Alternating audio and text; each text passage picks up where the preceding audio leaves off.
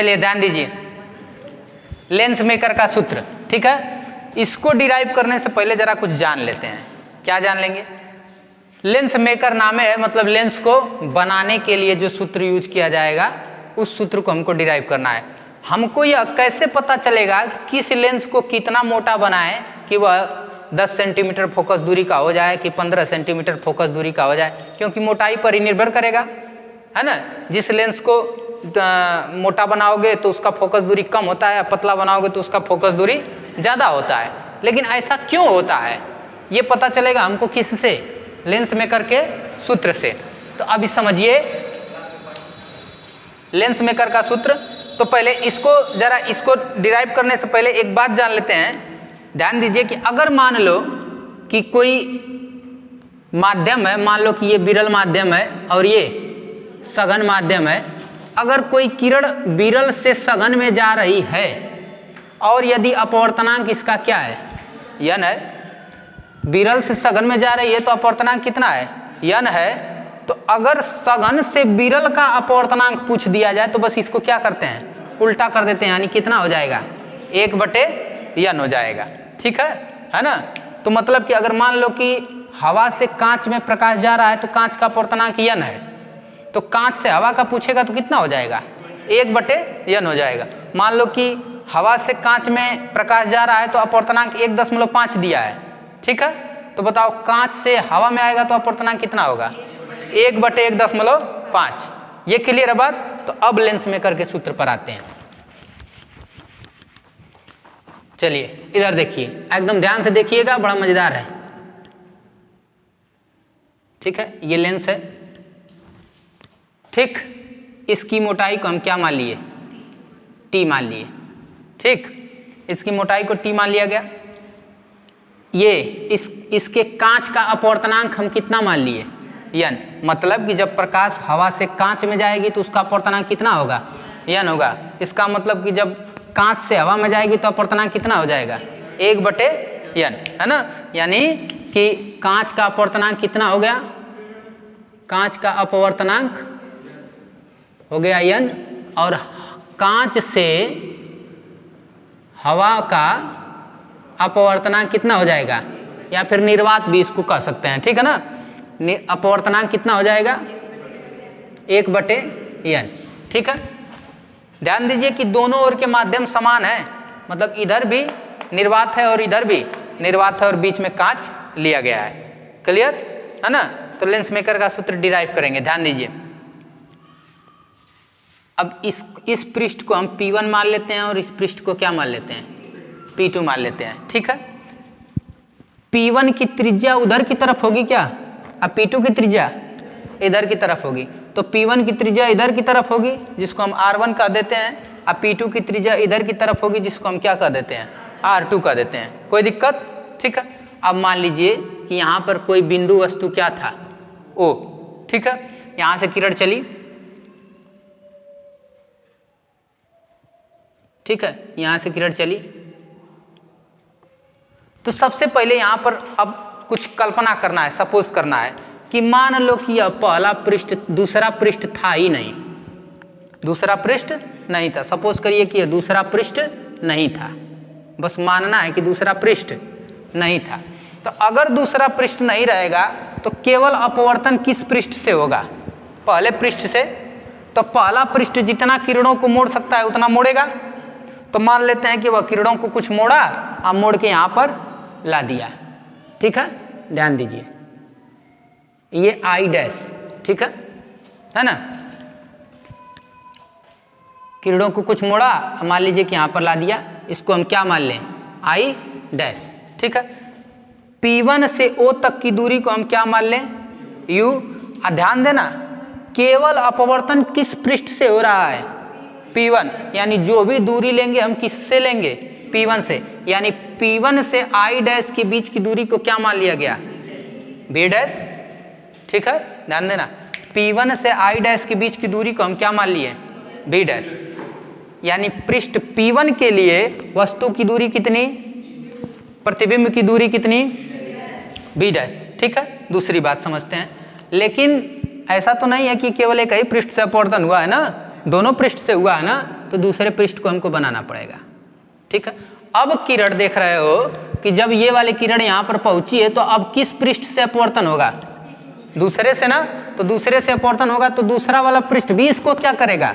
और थोड़ा मोड़ेगा। तो और थोड़ा मोड़ दिया तो मान लीजिए कि यहाँ पर फाइनल प्रतिबिंब बना हमारा क्या? आई। तो ये आई जो बना है कौन सा वाला पृष्ठ बनाया है? P2 ना, यानी P2 से इसकी दूरी को हम क्या मान लिए? V मान लिए। ठीक है, ध्यान देना। अगर हम कहें कि ध्यान देना, ये जो I डैश है वह पृष्ठ P2 के लिए वस्तु का कार्य करता है, या I डैश जो है पृष्ठ P2 के लिए किसका कार्य करता है? वस्तु का। क्यों?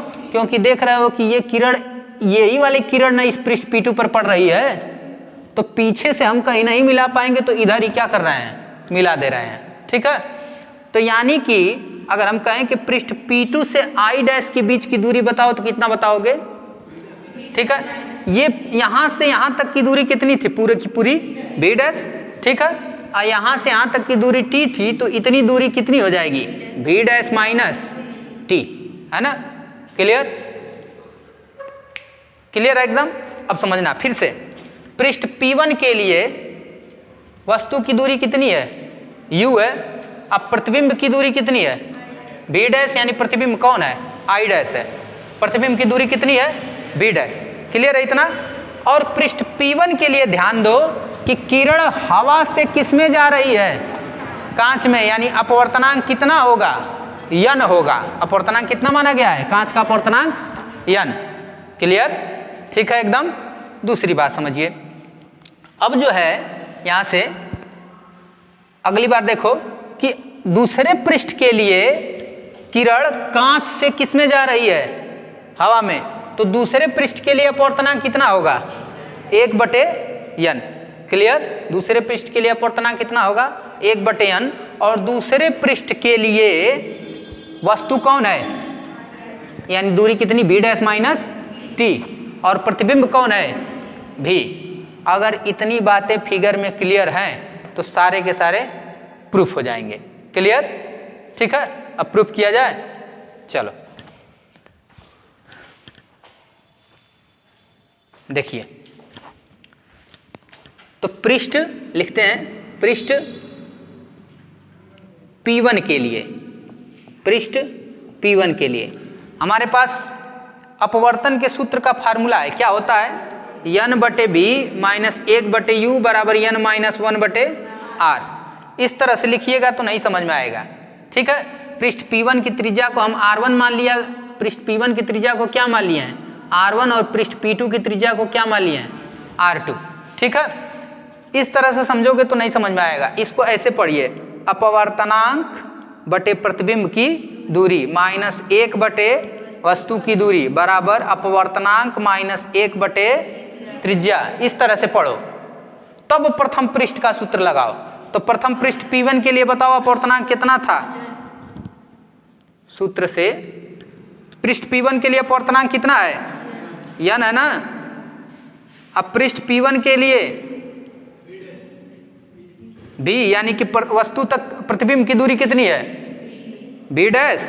देखो तो पृष्ठ P1 के लिए माइनस 1 बटे वस्तु तक की दूरी, तो वस्तु तक की दूरी तो u ही है, तो u लिख दें।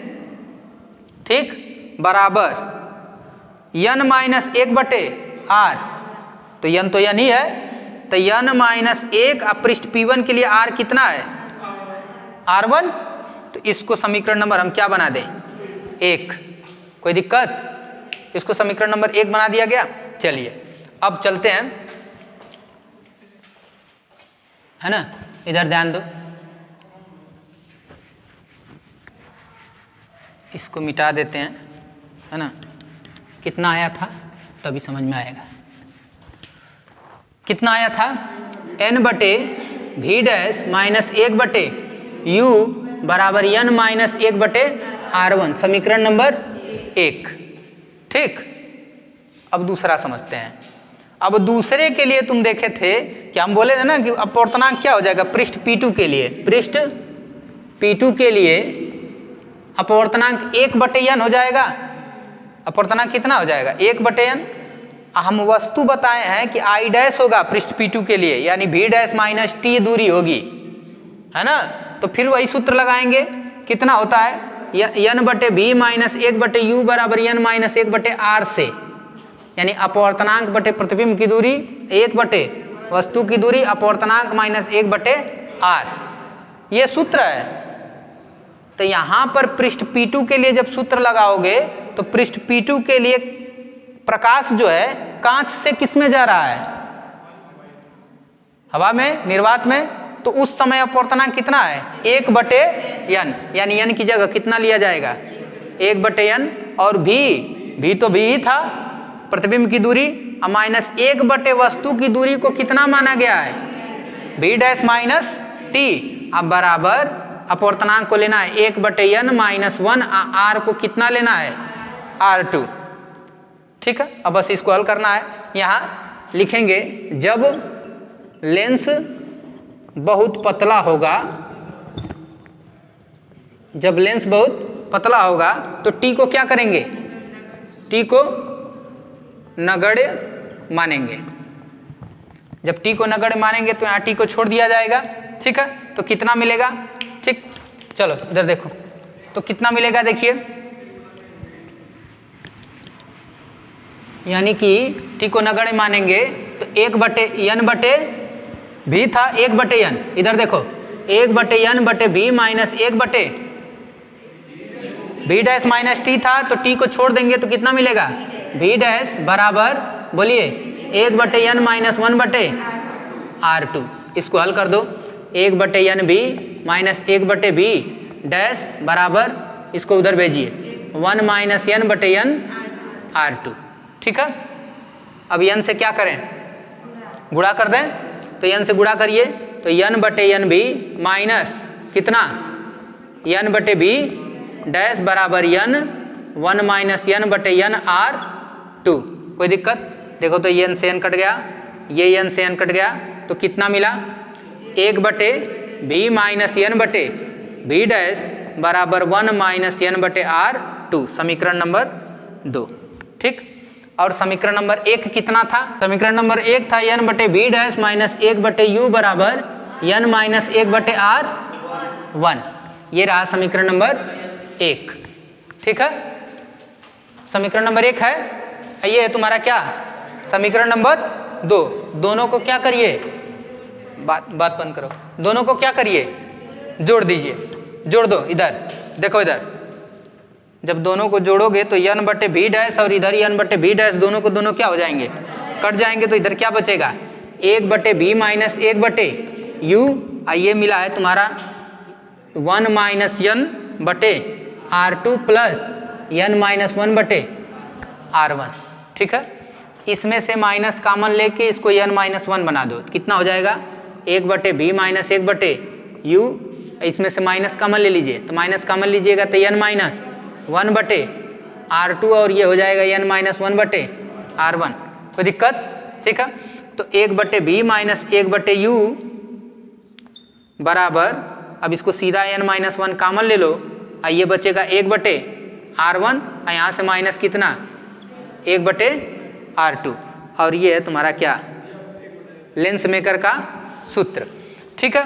अभी और समझिए कि इसमें बताया गया है कि जब v यानी कि फोकस पर होता है, जब u को अनंत पर लोगे, वस्तु कहाँ रखोगे अनंत पर, तो प्रतिबिंब कहाँ बनता है फोकस पर, यानी कि जब u बराबर कितना इनफाइनाइट, तो v बराबर फोकस, तो यहाँ पर रख दिया जाए, ठीक। चलो इधर देखो, तो इसको रखोगे 1/v, v की जगह कितना रखना है, अब माइनस u की जगह इनफाइनाइट n माइनस 1, ये हो गया 1/r1 माइनस 1/r2, ठीक। अब 1/इनफाइनाइट का मान 0, तो 1/f बराबर कितना मिलेगा n minus 1, 1/r1 minus 1/r2, ये रहा तुम्हारा लेंस मेकर का सूत्र, जिसकी सहायता से किसी भी फोकस दूरी को हम क्या कर सकते हैं, लेंस बना सकते हैं, r1 r2, है ना। यानी कि कितनी उसकी मोटाई होगी, ये त्रिज्या हमको क्या बताएगा, कितनी उसकी मोटाई होगी, n हमको बताएगा कि उस कांच जो भी कांच हम यूज कर रहे हैं उस कांच का अपवर्तनांक कितना है। ठीक है, तो इसकी सहायता से हम लेंस को क्या कर सकते हैं, बना सकते हैं। क्लियर है ये?